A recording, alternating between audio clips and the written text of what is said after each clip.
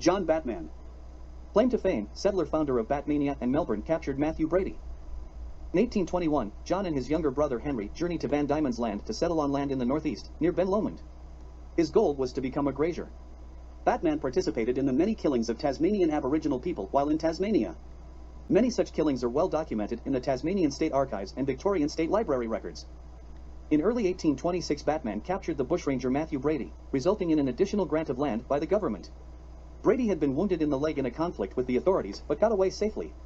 Batman went out unarmed on his own in search of Brady and found a man limping in the bush near a shallow creek. It was Brady. He induced Brady to surrender and return with him. The outlaw was ill and in pain, so he did as he was asked. Brady was duly handed over to authorities at Launceston and later sentenced to death and hanged at Hobart. Was it Batman and Henry? Jesus, Murphy.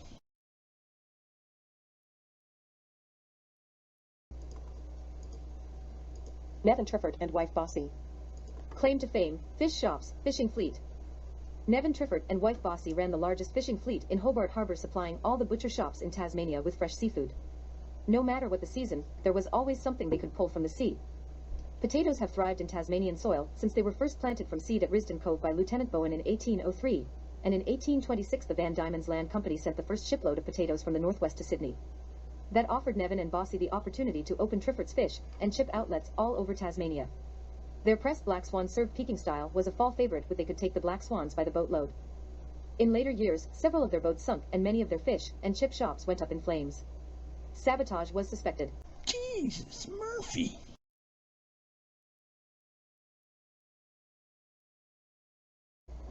Sweet Myrtle. Claim to fame, singer-dancer, saloon owner. Interview with Sweet Myrtle, aka Svetlana Azimov, the Russian snowflake. I was famous Russian ballerina, and I like to do those moves in my act where my legs are everywhere. It's very sophisticated. Too sophisticated for this place. You see picture of me and insert. I don't need stupid names then. I was the Russian snowflake. Yes, I dated Alexander Pierce. He was very attentive, but always wanted to run away. I have career here with many fans. He thinks I just pick up and leave without any suitcases. No, no, no. I meet suitors at the church social on Tuesday night after they delouse the prisoners. Failing that, I have speed dating on Thursday at my saloon, but I can't really enter that myself. What do you think? Should I throw my card in? Jesus, Murphy.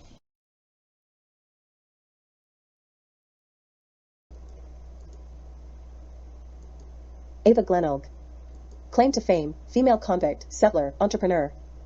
Nearly 12,500 women were transported to Van Diemen's Land for petty theft. Ava Glenelg arrived in 1825 from Scotland during a period where assignment to domestic labor was her sentence. She was not easily missed as she stood more than 2 meters, had flaming red hair and a disposition to match. She earned her probation pass holder and employed privately by Queenie Windhorst, where she was taught how to make whalebone corsets. Ava earned her freedom and continued her own corset business, exporting them to her sister in France, Eve Glenelg, operating as Madame Derriere. Replacing every fourth whalebone with a bar of gold, she smuggled it of Tasmania. In 1845, she left Tasmania to pursue the gold that her sister had absconded with. Ava was returned to Tasmania in 1849, where she died a year later. Jesus, Murphy.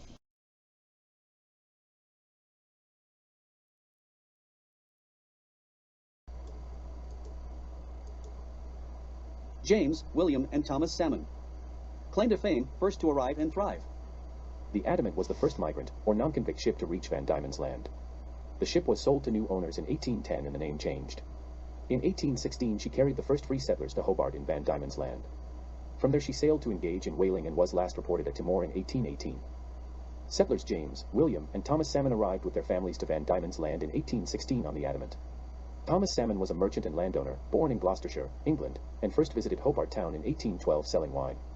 When he arrived, he brought goods worth £1,500 and had paid more than £500 for passages and freight, which got him 200 acres at Humphreys Rivulet. He received another 300 acres near Oatlands and had a general store in Macquarie Street, and in 1820 was appointed a member of the Lieutenant Governor's Court. Jesus, Murphy.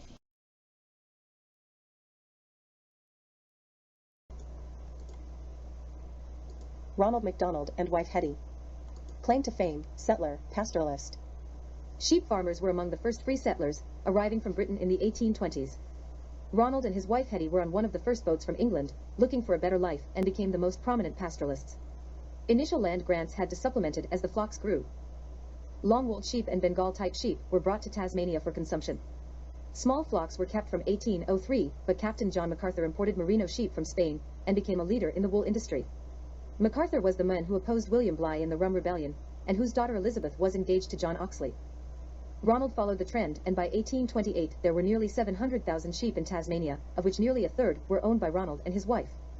The improved sheep flocks grew, and so did the acreage the MacDonalds controlled.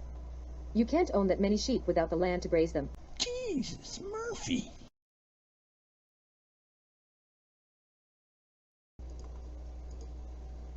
Nevin Triffert and wife Bossy. Claim to fame, fish shops, fishing fleet. Nevin Triffert and wife Bossy ran the largest fishing fleet in Hobart Harbour, supplying all the butcher shops in Tasmania with fresh seafood. No matter what the season, there was always something they could pull from the sea. Potatoes have thrived in Tasmanian soil since they were first planted from seed at Risdon Cove by Lieutenant Bowen in 1803, and in 1826 the Van Diemen's Land Company sent the first shipload of potatoes from the northwest to Sydney. That offered Nevin and Bossy the opportunity to open Triffert's fish and chip outlets all over Tasmania. Their pressed black swan served Peking style was a fall favorite, but they could take the black swans by the boatload. In later years, several of their boats sunk and many of their fish and chip shops went up in flames. Sabotage was suspected. Jesus, Murphy.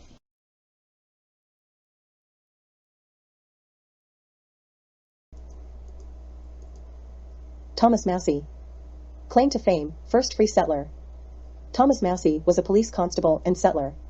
A soldier in the 47th Regiment, he was committed for desertion and convicted of burglary. Massey was sentenced to death at Chester, England. In 1804, he was pardoned and sailed with Colonel William Patterson to Port Dalrymple, where he was appointed principal overseer and district constable. In 1818, he was in trouble with the commandant again, and Macquarie ordered him to be dismissed entirely from the services of the government. He was rehired and fired multiple times from service, but continued to acquire land. Massey was granted another 300 acres at the ford of the South Esk River, then acquired a grazing license, and during the 1820s supplied meat to the government. By 1829, he held more than 4,000 acres of land at Ellerslie, near Ben Lomond. A feisty fellow, in 1830 stabbed several of his servants. He died in 1858, at the age of 99.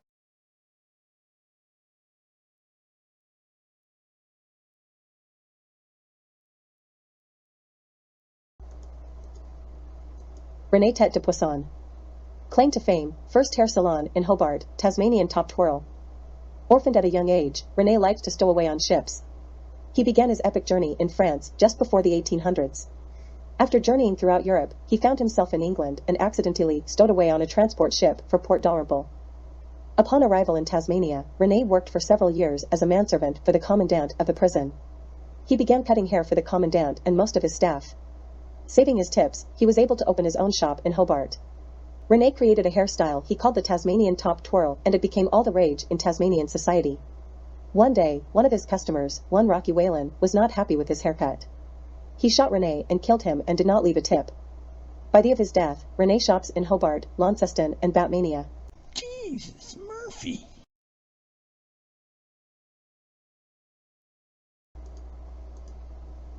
George Woody Whalen. Claim to fame, first freelance piner. George Whalen was born in Tasmania, but no further details are known. He managed some of the first convict crews that worked like slaves to provide timber needed for the fledgling settlements. Huon pine was discovered in 1803 when large logs washed ashore on the lower Huon River and D'Entrecasteaux Channel. In 1815, Huon pine was found growing on the banks of Macquarie Harbour. Woody worked at the Sarah Island Penal Settlement in Macquarie Harbour, where convicts were worked in chains and terrible conditions to provide Huon logs. When Sarah Island closed, the convicts were moved to Port Arthur and he was out of a job. In Port Arthur, the timber industry grew into shipbuilding just as at Sarah Island. Mr. Whalen was the first freelance piner working the Gordon, the Pieman, and the Huon rivers. Many whaling vessels were built from Huon pine. Woody died in the field and was left in an unmarked grave. Jesus, Murphy.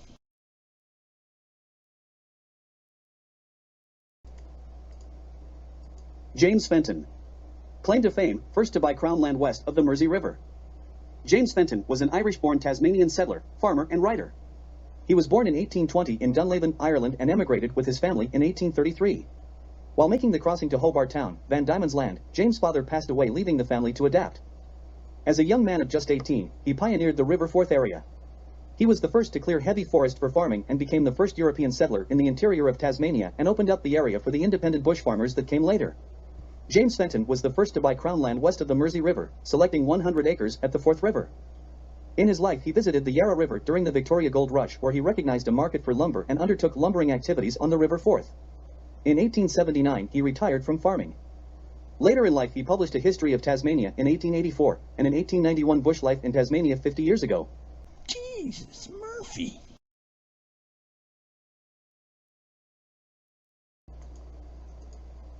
Major Hugh McIntosh. Claim to fame, Cascade Brewery.